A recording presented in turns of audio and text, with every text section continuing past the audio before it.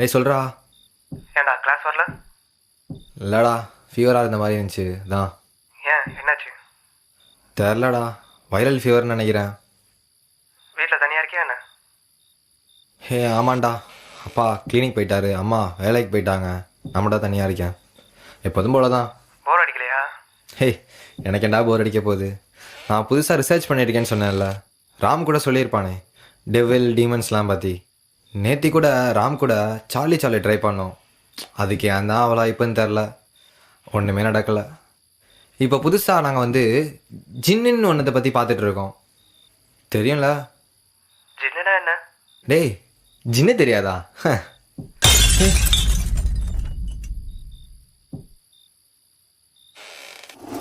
ஹே, இரா திருப்பி கூப்பிட்றேன்.